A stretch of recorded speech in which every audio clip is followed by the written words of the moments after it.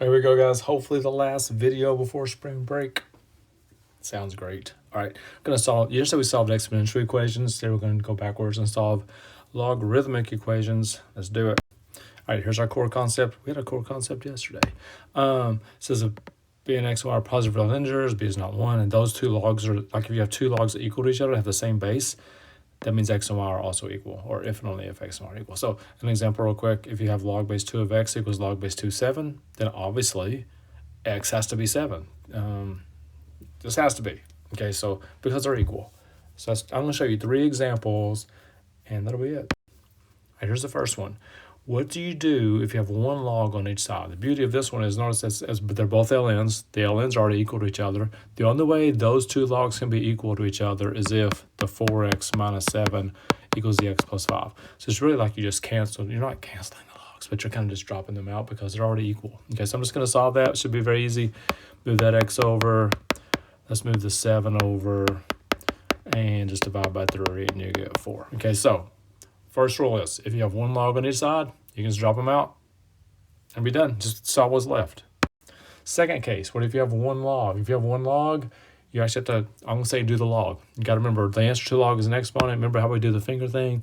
I'm going to go 2 to that power equals that. Okay, the circle, 2 to the third power is that. So it's going to be 5x minus 17 equals 2 to the third power. Well, everybody knows 2 to the third power is 8.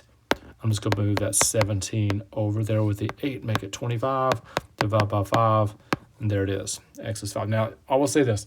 You probably do need to check that answer because your log must be positive. And if I put 5 in there, 5 times 5 is 25 minus 7, that's still positive. That's good. That's really all you have to make sure is true, is that your log is positive when you put your answer back in there.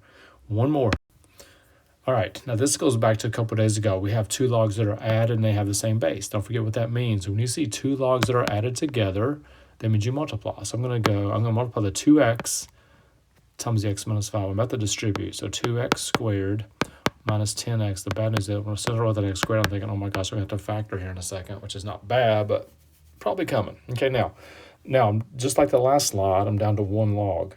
And even though it's not written there because the base isn't written, it's base 10. So I'm about to do 10 to that power equals that. So I got 2x squared minus 10x equals 10 squared. I think everybody knows 10 squared is 100. So I'm going to go ahead and write that down there. Now I'm about to do two things at once. I hope this doesn't confuse you.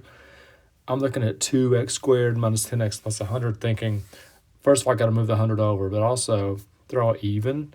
So I'm going to take out a 2. 2 goes into 2 one time, goes into 10 5 times, goes into 100 50 times, and I'm moving it over. Okay, so I'm going to factor what I got. That's going to be 10 and 5.